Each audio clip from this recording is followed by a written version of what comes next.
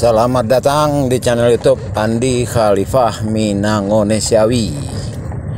Ya, beberapa menit yang lalu telah memasuki wilayah Riau. Itu ya, hutan Riau. Ya, sebentar kita stop dulu, nanti kita pause dulu, nanti sambung lagi. Ini ya, sekian kilo lagi Teluk tuh ya. Ya, Teluk Kuantan. Nah, ini tuh ya, hutan menghampar luas. Dan ini hutan Riau ini bisa dibilang 70% adalah dikuasai oleh pengusaha. Itu Riau, ya. Dan sama persis kronologisnya dengan wilayah Sumbar, terutama dari Indropuro sampai ke Agam arah Maninjau. Dan kita sama-sama ada beberapa pertanyaan yang harus sama-sama kita jawab ya. Beberapa pertanyaan adalah, negara ini sebelum berulayat negara, sebelum negara mengaku tanah, air, udara, api milik negara, bahkan udara loh ya, adalah hak ulayat adat. Ya, dalam perkembangannya di dalam dinas tata pemerintahan hanya ada dinas kebudayaan. Dan di mana posisi dinas adat? Baik, itu salah satu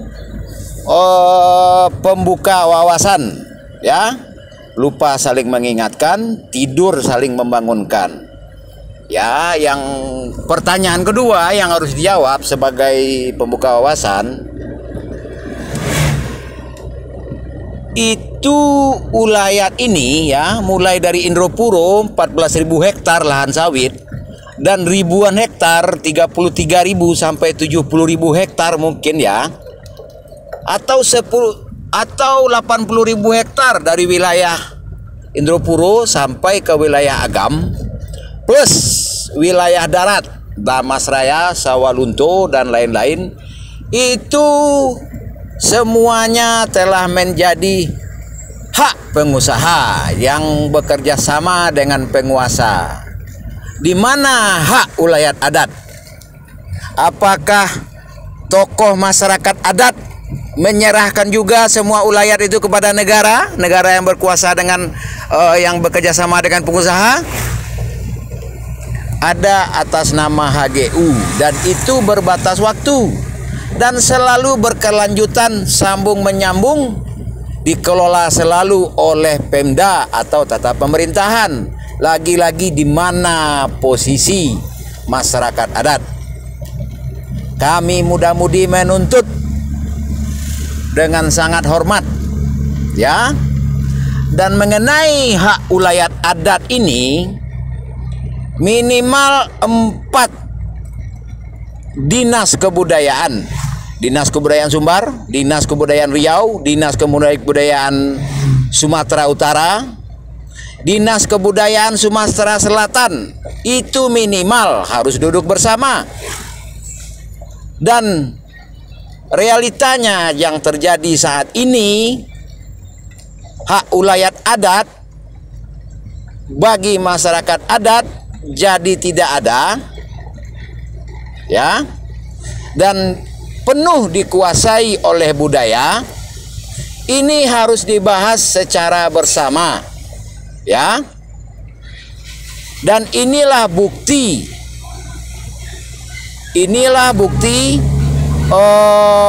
mengenai sejarah yang telah bisa dibilang hilang kesadaran sejarah, hilang pengetahuan pemahaman sejarah, bahkan bisa dibilang menyepelekan sejarah. Karena dalam sejarah itu banyak perjanjian-perjanjian.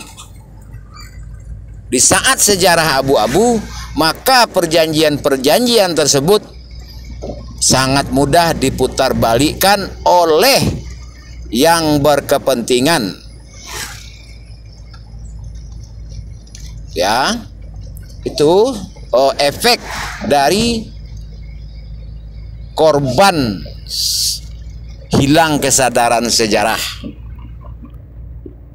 Baik, dan sejarah ini di dalam istilah sejarah ada era kerajaan, ada era kesultanan, dan sebelum era kerajaan tauhid itu ada era kerajaan. Raja tak tertunggang oleh kuda, raja tak terbakar oleh api.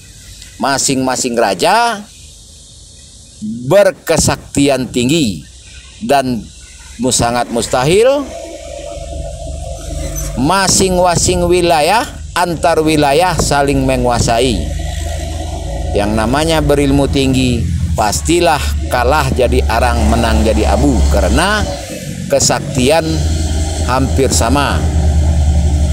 Nah, untuk di Sumbar sendiri, pihak Pagaruyung, Bagindo Armen, Farid Taib atau Sultan Taib, begitupun Profesor Dr. Rauda Taib telah meracuni sejarah Minang. Apa bukti-bukti meracuni sejarah Minang? Pagaruyung telah melanggar azas, seakan-akan pihak Pagaruyung menguasai seluruh wilayah Minang dan mengaku sebagai raja alam.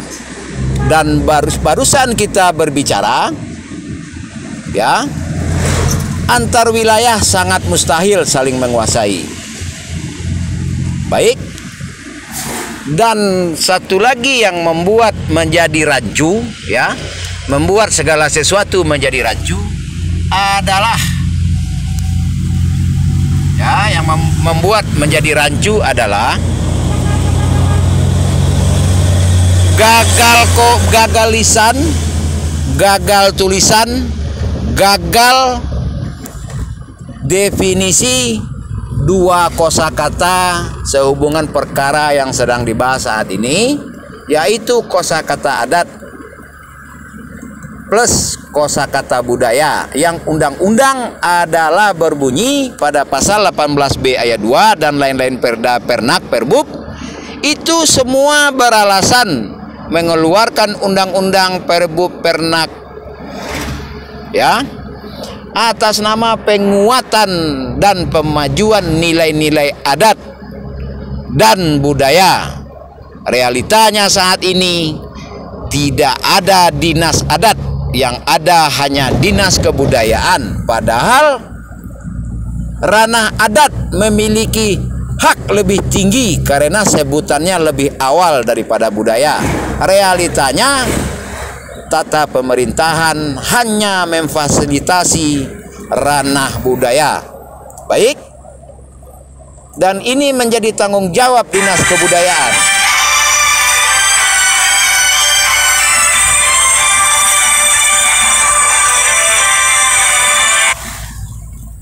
Menjadi dinas kebudayaan untuk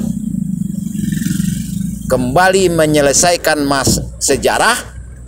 sejarah yang beredar telah banyak versi. Sejarah adat, sejarah ketetapan, sejarah yang kepastian yang telah terjadi telah dilumat habis-habisan oleh budaya. Dan tiba saatnya adat menuntut hak yang sama seperti fasilitas yang telah dinikmati oleh ranah budaya. Baik, hubungi 082179045777, HP biasa plus WA. Ya, ikuti terus konten channel YouTube Andi Khalifah Minangonesiawi, akun Facebook Pengulu Merapa Alam, akun Instagram Minangonesiawi. Baik, kita telah berada di pasar apa ya? Bentar. Pasar Baru Lubuk Jambi. Ya, Kabupaten Kuantan Singingi pada jam 5 lewat sedikit ya.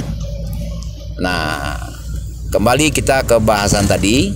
Kebetulan saat ini posisi hamba ada di Teluk Kuantan. Ya, bersilaturahmi dengan tokoh Minang yang sudah biasa bersinergi dengan tokoh Melayu, tokoh Riau Daratan. Ya, baik. Mumpung hamba ada di sini, silahkan keluar semua tokoh-tokoh sejarah, tokoh-tokoh maknawi, tokoh-tokoh hukum, tokoh-tokoh yang mengutamakan berbicara manajemen sebagai solusi antisipasi yang akibatnya sama, baik itu Sumbar, Riau, Sumsel,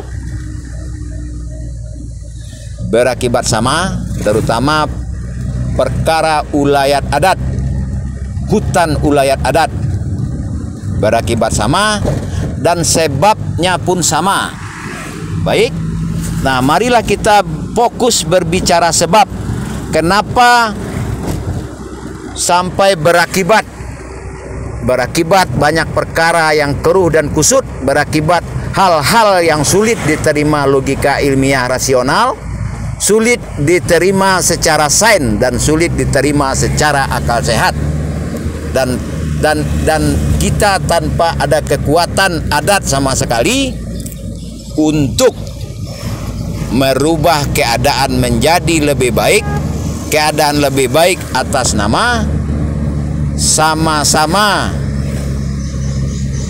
memiliki hak yang sama antara ulayat adat dan ulayat tata pemerintahan. Baik, maaf keterbatasan bahasa telepon, keterbatasan bahasa video, audio, maaf keterbatasan bahasa tulisan di beberapa akun Facebook Penghulu Marapa Alam tadi. Baik, kita tindak lanjuti saat berdialog bertatap muka langsung di sekitar Teluk Kuantan, Riau Daratan. Silahkan simak ulang jika masih ada yang kurang jelas. Ini Polsek Kuantan Mudik. Ya, kita melewati Polsek Kuantan Mudik. Nah, itu sangat transparan. Ya, hamba siarkan dengan sangat transparan. Ya, saya di Kota Teluk Kuantan. Ini baru Kuantan Mudik, ya. Silahkan tokoh-tokoh Minang yang ada di sekitaran Teluk Kuantan, dan moga sudi tokoh-tokoh atas nama berbunyi Provinsi Riau. Ya, mari kita hilangkan segala bunyi-bunyi. Bunyi-bunyi yang dimaksud adalah bunyi provinsi, bunyi suku, bunyi jabatan, bunyi batas-batas wilayah. Marilah kita hilangkan bunyi-bunyi itu, ya, termasuk status sosial. Kita kembali kepada bunyi jalur estafet leluhur kita, ya, yang ada beberapa era. Baik, moga saudara-saudari memaklumi, kita berbicara secara adat yang belum dipisahkan oleh bunyi-bunyi provinsi, batas wilayah, suku, jabatan, dan lain-lain bunyi yang menjauhkan kita dari jalur estafet leluhur. Semoga sudah dapat dimaklumi. Jika ada yang kurang jelas, di saat kita berdialog bertatap langsung kita bahas. Ya, silahkan dimasuki channel YouTube Andi Khalifah Minang Onesiawi. Jika ada yang sepaham, ada yang sepengetahuan, silahkan di-share, semuanya bebas share. Begitupun isi kronologi Facebook Penghulu Marapa Alam, juga tanpa kecuali bebas share akun Instagram Minang Onesiawi. Insya Allah jika saudara-saudari selalu membantu saya di dalam operasional di saat kita berdialog bertatap muka, maka saya akan usahakan masih berada antara Sumbar dan Riau maupun Sumsel. sampai bulan Desember.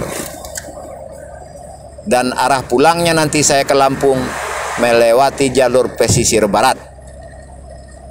Dan kembali akan memasuki lintas tengah, mungkin jika ada yang memang positif dan itu didahului oleh mentransfer dana tentunya ya di saat saya pulang. Jalur daratnya nanti saya lewati lagi jalur Indropuro dari Tapan. Kalau untuk ke lintas tengah saya lewati jalur dari Sungai Manau, Sungai Penuh ya, Markeh, Merangin sana ya. Jika tidak ada yang positif, maka saya akan kembali melewati jalur Bengkulu. Bengkulu melewati Muko-Muko, Seluma, Mana, Kaur, lalu berada kembali pada daerah Krui, Lampung, di tempat saya berdomisili biasa. Ya, himbauan sekali lagi, tolong disimak ulang dan silahkan share. Ya, saya berbicara Andi non gelar, mengusulkan program kaderisasi alih generasi dan penyadaran dalam 4 koridor bahasan: koridor sejarah, koridor maknawi dari apa-apa yang diucapkan dalam lisan, dalam tulisan, dalam perbuatan, maknawi dalam perbuatan, di dalam perkara, dalam koridor hukum, di dalam koridor manajemen solusi antisipasi setelah mengambil hikmah dari sejarah, maknawi dan hukum. Itu koridor. Judul bahasan adalah